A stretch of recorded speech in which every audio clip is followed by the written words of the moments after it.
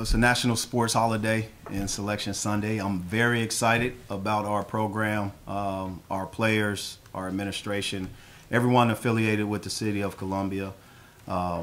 It takes a village for these days to happen, and it's a lot of people behind the scenes that may not get the credit, and I want to thank them as well.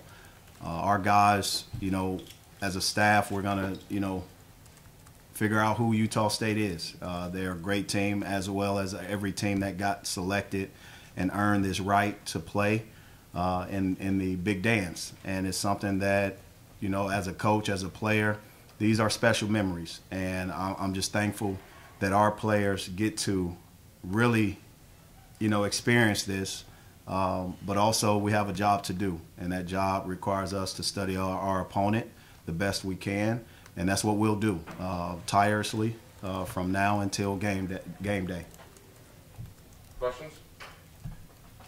Dennis, do you have a reaction when the number and the opponent pops up, or is it just, hey, we're in, and the rest of that initially it isn't a big deal? Well, I'm just thankful. I'm thankful for the opportunity. It's a lot of great teams that won't have their name called at all, and that's unfortunate. But, I'm a proponent for expansion of the NCAA tournament. And a lot of good teams are going to be left out. I'm just fortunate that we are representing our conference and our institution. And I'm not sure if the final tally has come out yet of how many SEC teams are there, but I truly believe that nine teams from our conference deserves the right. And again, it's unfortunate for those great teams, great coaches, and good players that's not able to be a part of such a tournament. That's when you see Utah State. I don't know if you know Coach Odom at all. Any initial impressions of anything you followed them at all this season? Well, I have a lot of respect for the Odom family. Actually, I spoke to his dad probably less than a month ago. He does a great job. It's well documented what he was able to do, what Coach Odom was able to do with with his run the last 2 years, 3 years. He's a tremendous coach, a great coach, nothing but respect for he and his program.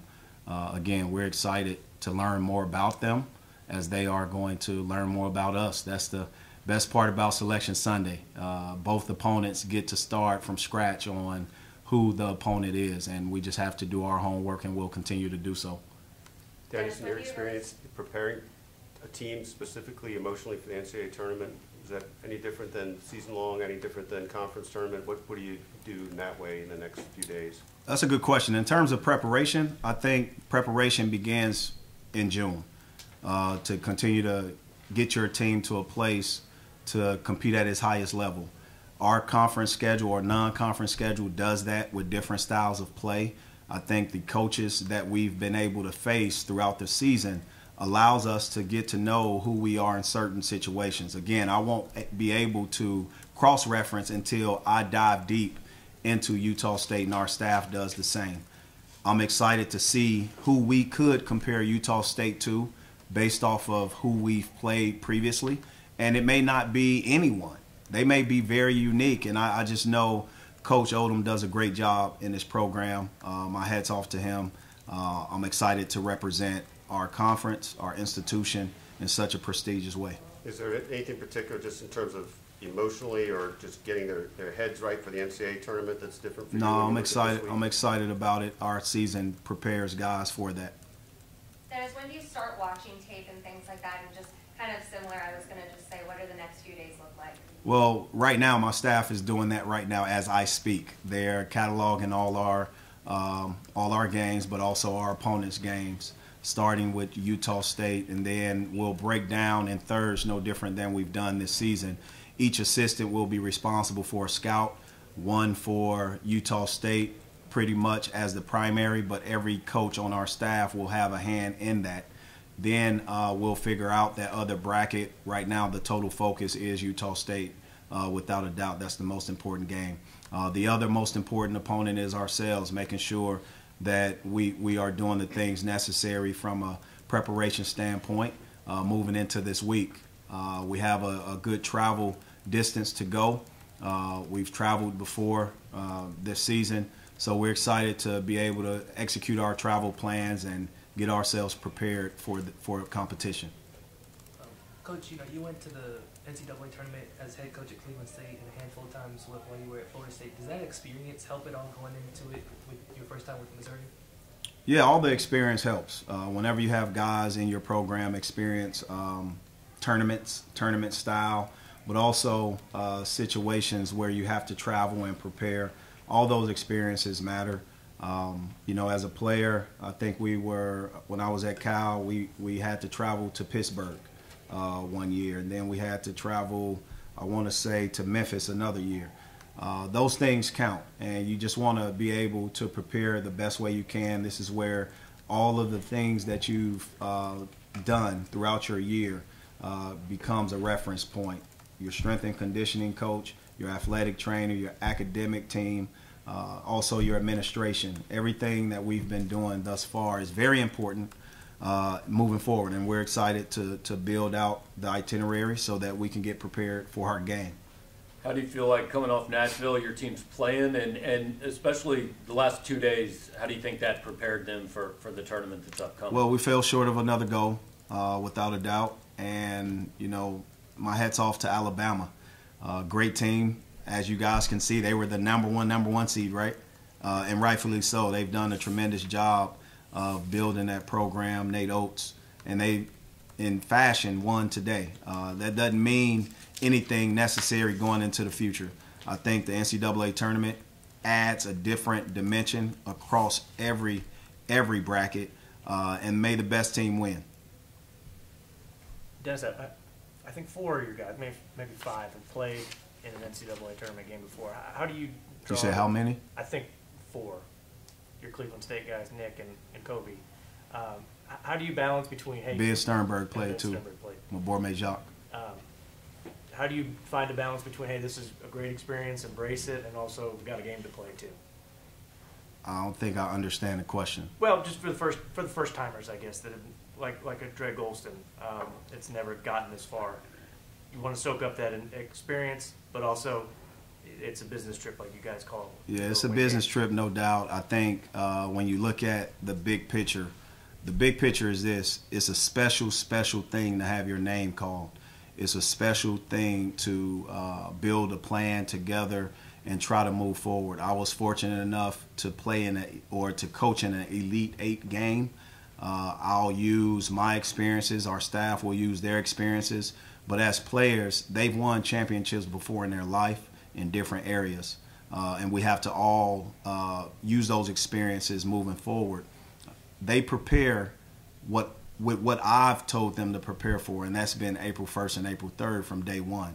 So hopefully when we say those that didn't experience the NCAA tournament, that it's been talked about already amongst a Nick Honor, which was very important to have him here in this program because of his NCAA, but also his experiences, not just in the ACC, but while he was at Fordham, while he's been growing up playing basketball. Those things matter, right? Kobe Brown was fortunate enough to be a part of one. You look at the kids from Cleveland State. Ben Sternberg actually, I believe, scored in the NCAA tournament game before, whether it was a free throw or not, but I think he got in the box score that way. Mabor Majak played, Demoy Hodge, Trey Gomillion. Hopefully, when I talked and referenced April 1st, April 3rd, that Dre Golston or Caleb Brown or those guys that hadn't experienced the tournament before, that my interpreters, those that have played for me, those that have been in the NCAA tournament, told those guys those experiences. And we've talked about it weekly. We've talked about it being one of our goals. But it's just not one of our goals to be in the tournament. One last question. Dennis, I know that you and your team expected this and have talked about this all year long. Do you get a sense throughout the year, or just being out there with these fans that were there, what this means to kind of the fan base and the people that support this program for this to have happened in year one? Well, I think everyone's excited about it, no doubt. It's part of our tradition. And whenever you're doing things that's traditionally been done, you respect those that come before you even more. It's not easy to do the things that we've done. I'm not doing it alone. Our staff has done a tremendous job. Coach Dickie Nutt, Coach Kyle Smith-Peters, and our associate head coach, Charlton Young. But there's also a handful and even more behind the scenes that may not get the credit that they deserve. Ryan Charball, Matt Klein. We have an unbelievable staff that I believe had their hands in this. Even Michael Fly. Those guys have done a tremendous job. The biggest thing, and when you look at the organization part, Chase Goldstein has kept us organized from the very beginning to the very end, and it's a lot of things that can go wrong when you're traveling that can add to stress. We want to minimize stress in this part of our season, and just get safely to our next destination. And obviously get acclimated to the time change, get acclimated to the weather change, get acclimated to the environment, and go out and give our very best. These guys are gonna, yes, have these memories in their bank, in their memory bank stored for a lifetime. But hopefully in that lifetime we have more memories to add to this season. And I'm excited about it. These guys had questions. That was your second question, wasn't it? Yeah. Yeah. Sorry. Who didn't ask a question? I just wanted to ask, I know yesterday you mentioned, we'll see. You hope you'd be in the tournament. Yeah. But did any time during the season, did you feel like you've done enough? Well, I never feel that I've done enough. And sometimes the insecurities of others, sometimes touches you. And I have to always protect the emotional part of myself and not allow the outside, whether it's your schedule's not good enough, whether it's how did you lose this game or that game, to be a part of my guys' thinking. I want everyone to have the type of confidence that we deserve, but also the vision that I have for this program. And oftentimes I speak with Desiree Reed-Francois, and we just try to talk about, where we were, but also where we're trying to go. We're not satisfied with just being the seed that we are.